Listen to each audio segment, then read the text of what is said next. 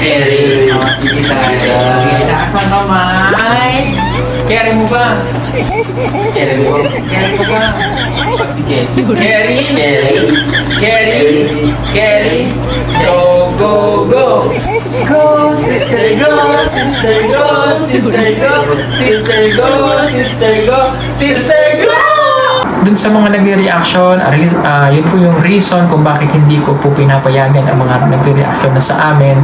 Although mayroon po kaming dalawa na ito po ay PB team, so sa amin lang po ito talaga at alam nila yung mga nangyayari.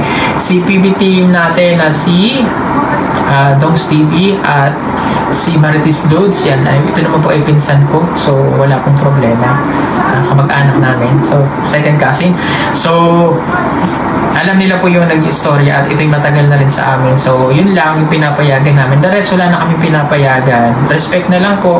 Hi mga kadudes! Kapugong biyahero! Muling nagbabalik, Marites Dudes TV.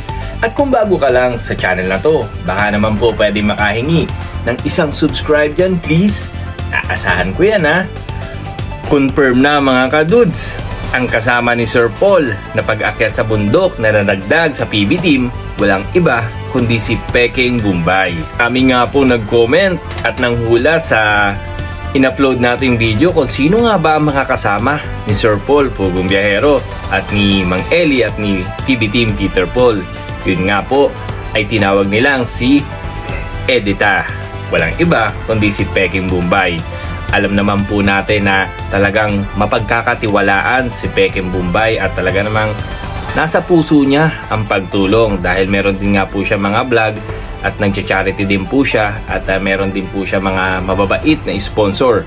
At nabanggit nga po ni Sir Paul na kaya mainam na maisama si Peking Bombay dahil meron po siyang alam or marunong siyang magsalita ng lumad na lingwahe. At meron na din nga po silang kasama na Bisaya po magsalita, si PB team Peter Paul at si Mang Eli. So malaking dagdag po si Peking Bombay sa pagmimisyon nila sa bundok sa mga katutubong lumad.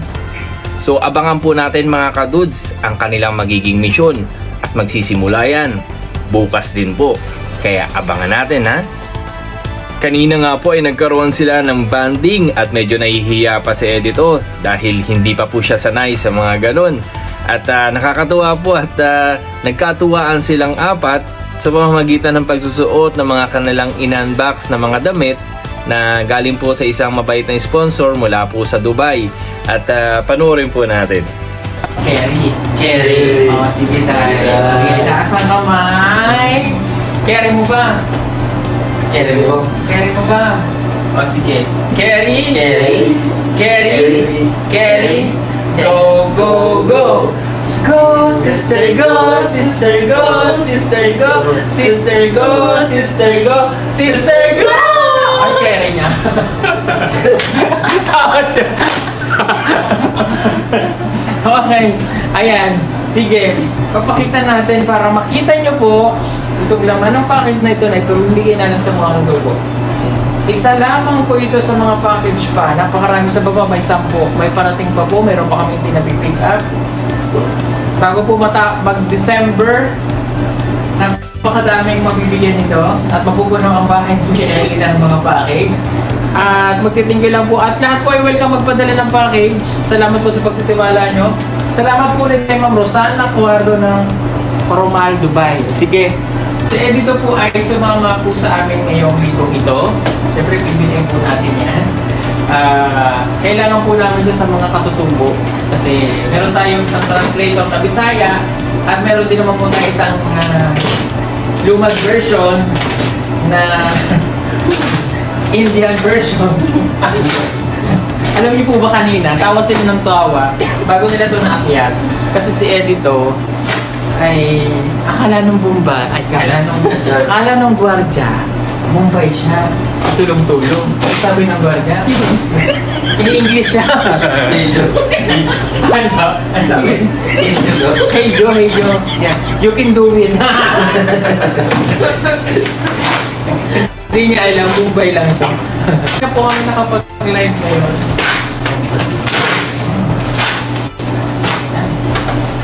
At shoutout po kay Tita Pibilang. Ayan, pag-unbox po kami ngayon. Ayan na, siguro. Kaya yung sa bagay beside ka. Ito ba yun? Ay! Ay! Ano ba ito doon? Ayan, ang ganda po ng damit doon.